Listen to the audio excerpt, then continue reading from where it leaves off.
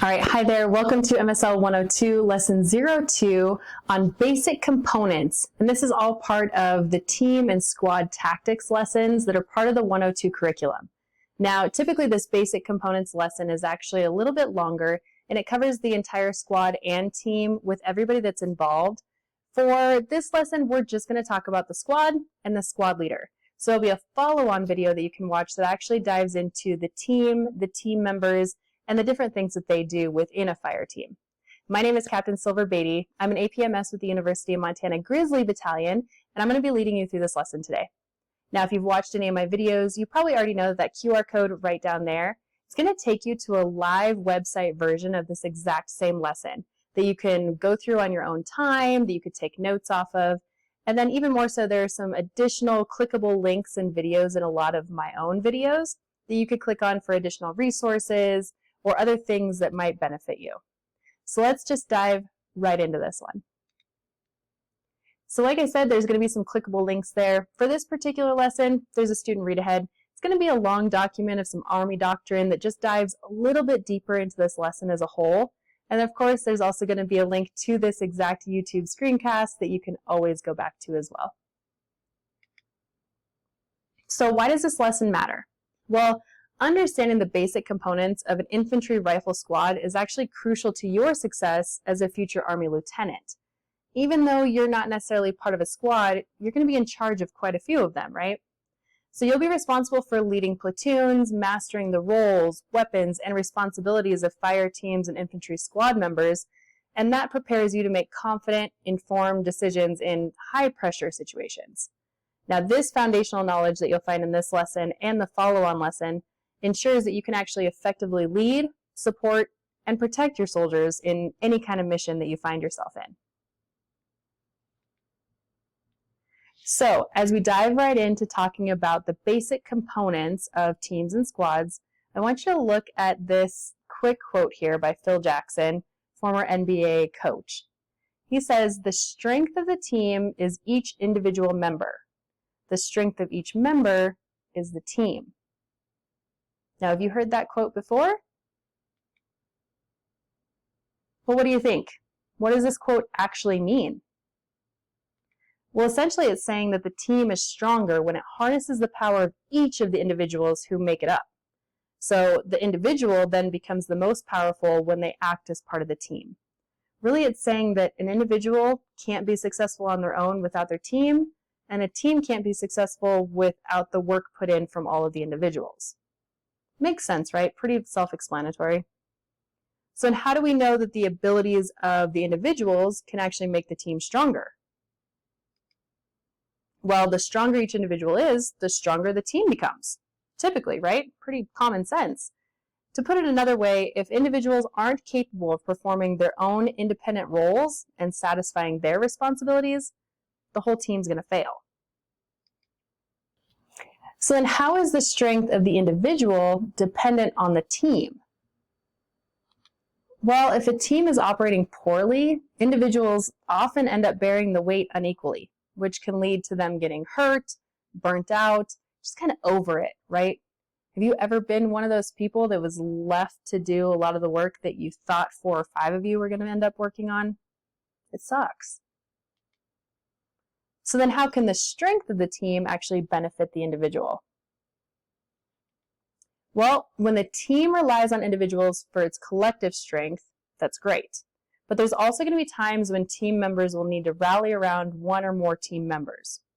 Now, to assist them in solving bigger issues that they're handling, that's what they just kind of have to do. We rally around each other, we take care of each other. But we're also making sure that our missions are sustained. And when we're rallying around each other, we're helping the mission. Now, as leaders, that could mean having to reassign a squad leader to be the acting platoon sergeant. If you found out that your platoon sergeant is just unavailable, they're ill, they're injured, they're being moved on. Sometimes you do have to pick somebody else out to take those positions, and that's when we're rallying around and taking care of each other. So then why is it critical that everyone on a team actually knows his or her own job? Again, kind of common sense. Our individual understanding of our duties, responsibilities, expectations, it's all very critical to our success. So if someone doesn't know his or her job, it's absolutely impossible to actually perform the mission. If you're supposed to be doing some big project and you don't even know your portion of the project, that project's probably not going to succeed. So then why is it critical that everyone on a team knows the job of other members on the team? Well, this is the Army, and this is real life. Sometimes people are going to be absent, physically unable to perform their job. So then at that point, it becomes necessary for someone else to perform that task in order to successfully complete the project or the mission or the task at hand. So while we might not be absolute know-it-alls and experts in every single duty, position, responsibility, we need to know some bare minimum information of those jobs so that we can step in if we're needed.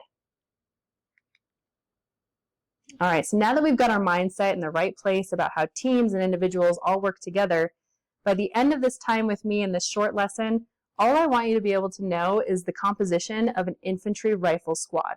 Now we're using the infantry rifle squad because it's the bare bones, most foundational setup of how all of our hierarchies work. And at the end of this, I also want you to be able to explain the organization of that squad, as well as the roles and responsibilities of their leader, known as the squad leader. So here's your composition. You've got a picture there that lines out all 9 folks that are part of this infantry rifle squad. And right there in the center, you've got your squad leader. Now, if you look to the left, you've got Alpha Team, and to the right, you've got Bravo Team. That's how we typically name our different teams within a squad. So for this lesson, we're just going to focus on having an Alpha Team and a Bravo Team. And you'll notice that both of those teams are identical. So the composition of this, we have 1 squad leader, and then we have 2 team leaders, 2 riflemen, 2 grenadiers, and 2 automatic riflemen. Now you'll also notice there in the weapons section, not everybody carries the same thing. So we'll dive into who carries what, but the typical weapons, the base level weapons that you'll see within an infantry rifle squad are going to be your M4 rifle, just your basic rifle, your 320 grenade launcher, and an M249 automatic rifle. Now, the purpose of the infantry rifle squad is going to be to provide a base of fire, providing security, and then just being able to conduct fire and movement. Now, there are a lot of purposes, and we could go into long details about different things that an infantry rifle squad can do. But for the purpose of this lesson, just understand the base of fire, providing security, and then having that fire and movement. Now, if you want to pause here, you can study this diagram just a little bit more to figure out what ranks are part of this, but we're going to dive into those more as we talk about each individual member as well. So we'll talk the ideal rank or the typical rank, as well as what they carry and what each person is responsible for.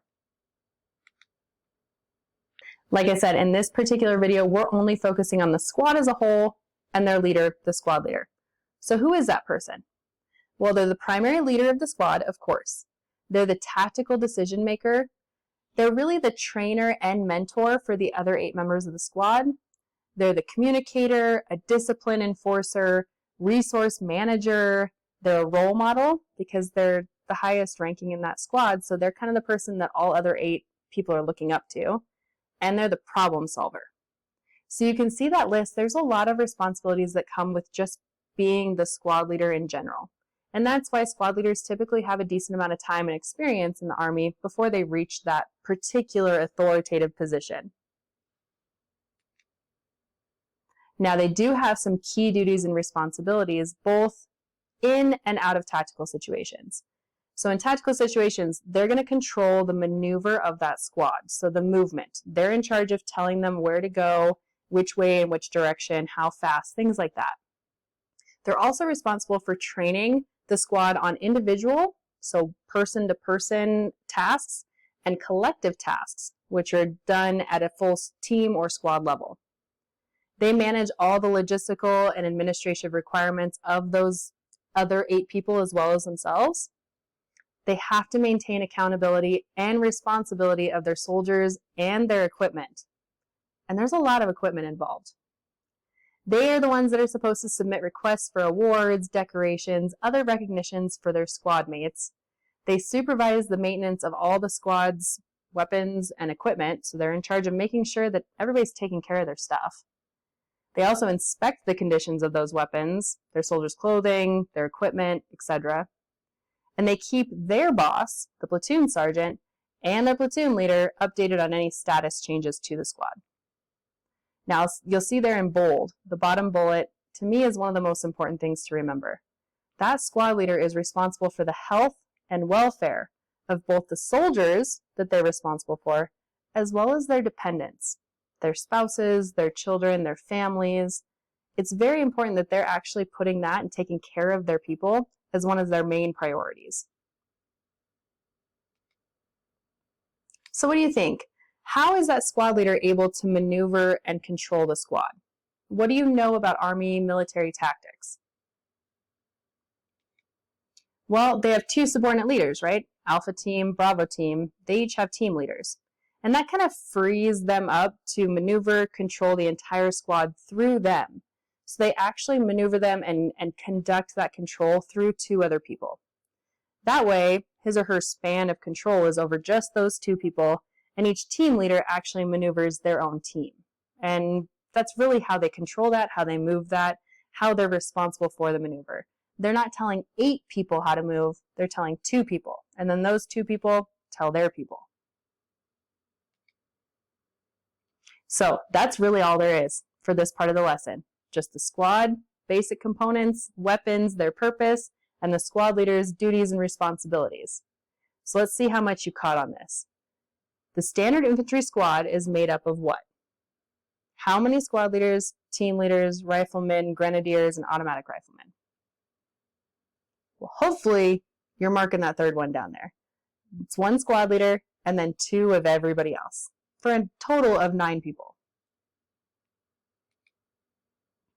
So who's responsible for maneuvering the squad? Well, we just closed out talking about that. That's your squad leader, right? They're responsible for actually moving their squad around. And then which of the following weapons did we not see as being part of the standard infantry rifle squad? So was it the M4 rifle, the M320 grenade launcher, the M249 automatic rifle, or the M240 machine gun? Now, that's the M240 machine gun. That's a bigger version. That's a caliber 7.62 caliber automatic rifle. It's bigger than your 249. So the standard infantry squad is just going to have up to that 249 automatic rifle. So that's it. Quick, down and dirty lesson on the squad and the squad leader. So hopefully now you can list that composition and kind of understand how many people, what weapons you can see in that infantry rifle squad. And then now you also should be able to explain the organization of that squad as well as the roles and responsibilities just of that squad leader. Now, if you have any questions, I highly recommend that you go find your own ROTC advisor, maybe an MS3, MS4, get those questions answered so that you can become a bigger and better part of that overall mission that you might find yourself on soon. All right, so thanks for joining me on this lesson. It was quick, down and dirty. I hope you got something out of it. Make sure you're following along and you're checking out that next one that just talks about the team leader and all the roles and responsibilities of the individual members on a fire team. I'll see you on the next one.